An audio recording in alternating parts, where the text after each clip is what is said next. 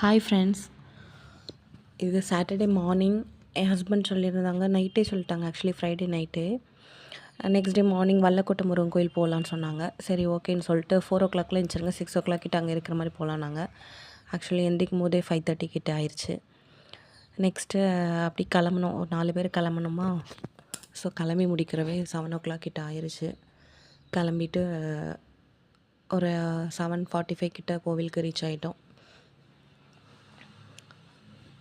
கோவிலுக்கு போகிற வழியிலே பசங்களுக்கெல்லாம் நல்லா தூக்கம். ஸோ காலையில் லைட்டாக தூங்கிட்டு இருந்தாங்க.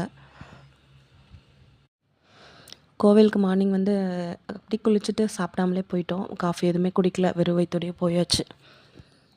போயிட்டு அந்த இங்கே தான் காரை ஆக்சுவலி ஃப்ரண்ட்டில் எப்போதுமே கோவிலுக்கு வெளியில் நிப்பாட்டுவோம். இந்த வாட்டி தான் சரி பேக் சைடு வரைக்கும் போகலாம், அங்கே தான் அங்கேயே நிப்பாட்டலான்னு சொல்லிட்டு தெரிஞ்சுது. ஸோ அதனால் டக்குன்னு உள்ளே போயிடலாம்.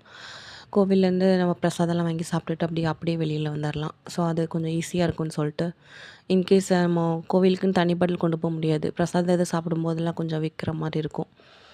ஸோ தனி பாட்டில் பக்கத்தில் இருந்தால் கொஞ்சம் வந்து ஈஸியாக எடுத்துக்கலான்னு சொல்லிட்டு கார் பார்க் பின்னாடியே பார்க் பண்ணிவிட்டு குட்டி தான் ரொம்ப தூங்கிட்டான், 2வது குட்டி.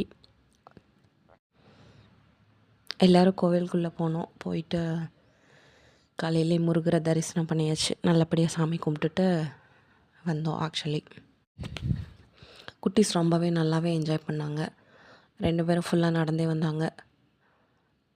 கொஞ்சம் ஈஸியாக இருக்கட்டும்னு சொல்லிட்டு இப்படி கம்பி வழியாக தாவுங்கன்னு சொன்னால் போக மாட்டேன்னு சொல்லிட்டாங்க பயந்துட்டு.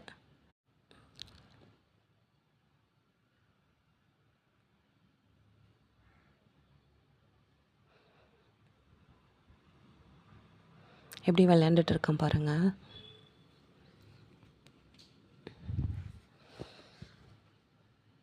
ஆக்சுவலி ஒரு 4-5 டைம்ஸ் போயிருப்போம் இந்த கோவிலுக்கு. நாங்கள் பிரசாதம் வந்து ஆக்சுவலி கேசரி அப்புறம் சர்க்கரை பொங்கல் 2 குட்டீஸ்க்கு வந்து ஸ்வீட் தான் ரொம்ப விரும்பி சாப்பிடுவாங்க.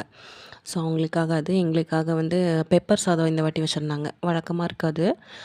அப்புறம் புளியோதரையும் இருந்துச்சு. புளியோதரை செம்ம டேஸ்ட்டாக இருந்துச்சு. கேசரியும் நல்ல டேஸ்ட்டாக இருந்துச்சு. சர்க்கரை பொங்கலும் அப்படி கோவில் பிரசாதம் எப்படி இருக்கும் அந்த மாதிரி டேஸ்ட்டாக இருந்துச்சு. பெப்பர் சாதம் தான் கொஞ்சம் ட்ரையாக அந்த மாதிரி இருந்துச்சு. ஓகே வேணுவே கோவில் பிரசாதங்களால வாங்கி சாப்பிட்டுட்டோம். வர வழியில் கார்லேயே ஃபுல்லாக விளையாண்டுட்டே இருந்தாங்க குட்டீஸு.